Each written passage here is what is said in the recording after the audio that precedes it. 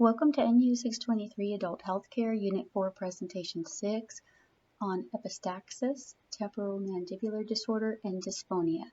Please read the corresponding chapters in your text so you fully understand the information and utilize any course links that are given to you.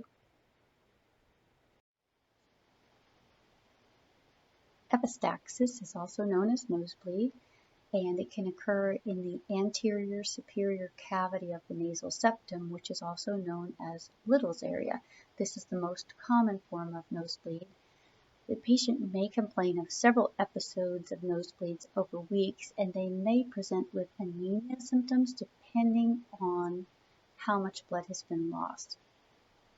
Posterior superior cavity nosebleeds will cause the blood to go down the back of the throat, so your patient may present with complaints of coughing up or vomiting up blood, nausea, and melena, which is dark stools from blood.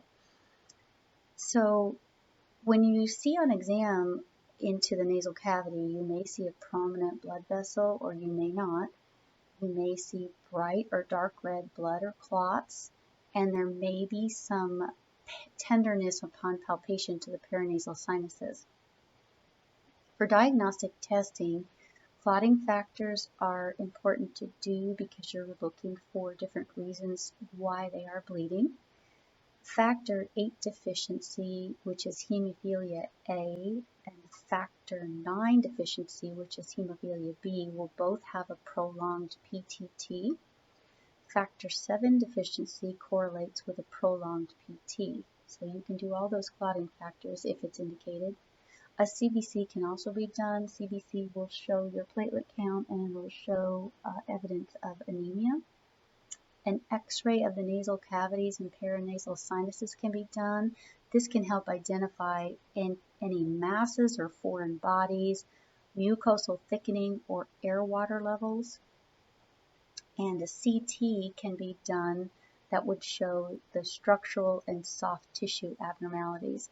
And as far as your differential diagnosis, you're trying to figure out if this is an anterior versus a posterior nosebleed, and then make sure that the patient truly isn't having hemoptysis or hematemesis, which would lead you in a different direction.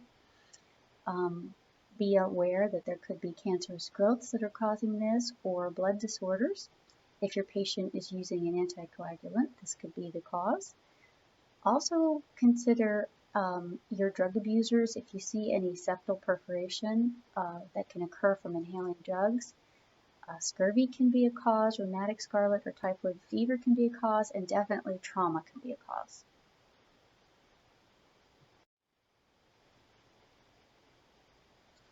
As you're considering management for a nosebleed, you want to definitely identify and treat the underlying condition.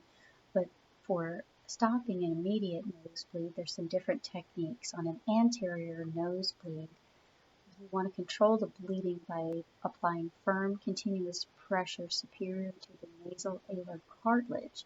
You can also use ice packs. Some cotton or nasal pledget can be soaked with a vasoconstricting agent, such as phenylephrine, epinephrine, or xylometazoles.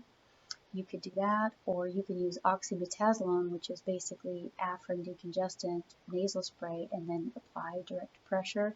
If you're having a very difficult bleed, there is something called a nasal tampon that can be inserted into the nose. You will coat it with Vaseline gauze so it's not traumatic upon removing it. This can be really painful to be done for the patient, and it can cause a vasovagal response. So you need to consider these when you're doing this, and consider your over-the-counter pain relief. If all else fails, cauterization can be done. This can be done by chemical or electrocautery. You're typically going to have access to a chemical type of cautery in your primary care, but electrocautery would be typically done at an ENT's office. The posterior nosebleeds are much more difficult to control, and they would require posterior nasal packing, possibly nerve blocks, or having the vessel ligated. You're always going to want to refer these on to ENT. For follow-up, if you have had to place nasal packing, you do want to follow up within 24 hours with the patient. And referral, you would have them go immediately to the emergency room if there is a profuse blood nosebleed you cannot stop with evidence of hypovolemia, because they may need a transfusion. ENTs can be the referral for recurrent anterior nosebleeds that are refractory to your primary care treatment, but a posterior one is going to require the specialty referral. And then depending on how your labs come back, if there is a coagulopathy identified, you may want to send this patient to hematology oncology, or if there's evidence of any type of malignancy.